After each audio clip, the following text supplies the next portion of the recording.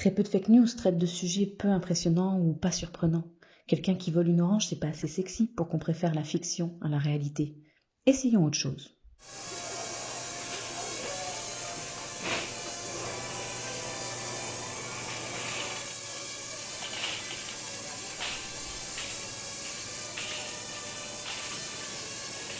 Mais qui a volé l'orange du marchand?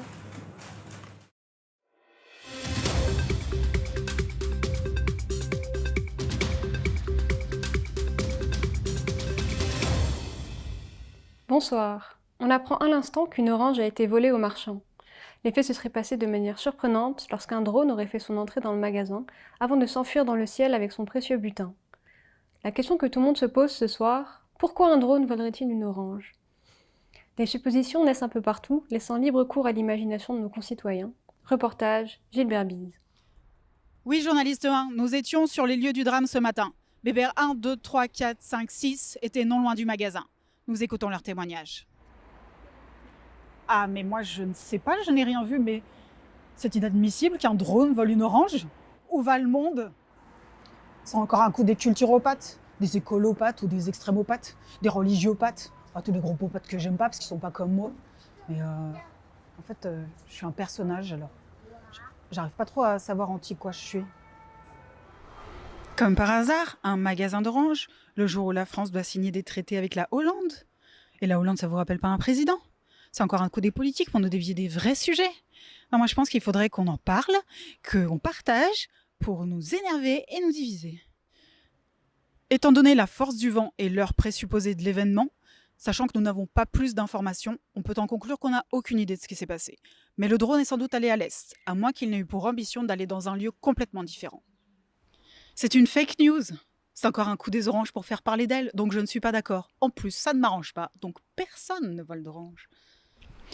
C'est une fake news, on veut étouffer l'affaire, comme si un drone n'allait voler qu'une seule orange. Les oranges sont restées stigmatisées, et cet événement n'est que la partie immergée de l'iceberg. Les pauvres oranges.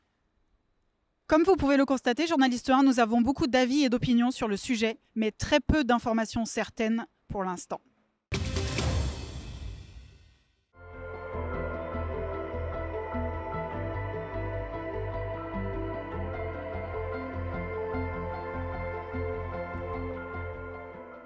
Ah, moi, je sais plus qui croire.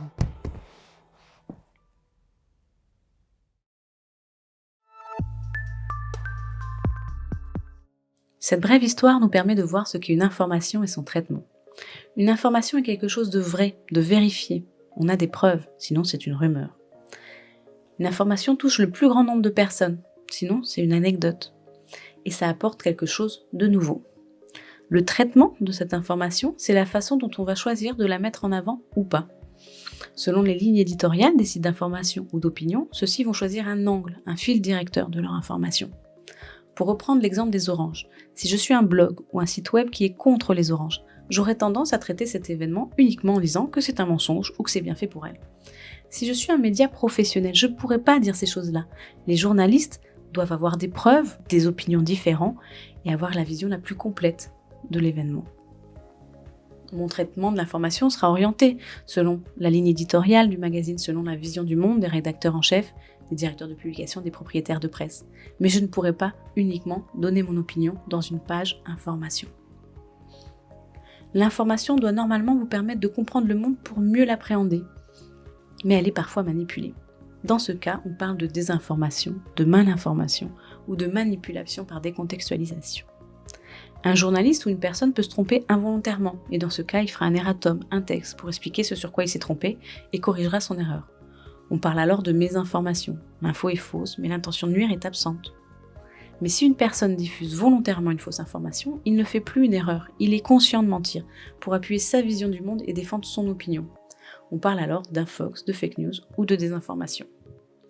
Enfin, on peut partir d'une information vraie, mais la déformer, n'en voir qu'une partie, n'insister que sur certains faits. On parle alors de manipulation de l'information par décontextualisation, ou alors de réinformation. On parle d'une information vraie, mais on l'accentue, on en ajoute, on la modifie pour réinformer l'information et la modifier selon notre vision du monde et le message qu'on a envie de faire passer. Dans Petite histoire de la désinformation, Volkoff définit la désinformation comme une manipulation de l'opinion publique à des fins politiques, avec une information traitée par des moyens détournés. Mais alors comment s'y retrouver dans tout ça et savoir ce qui est vrai ?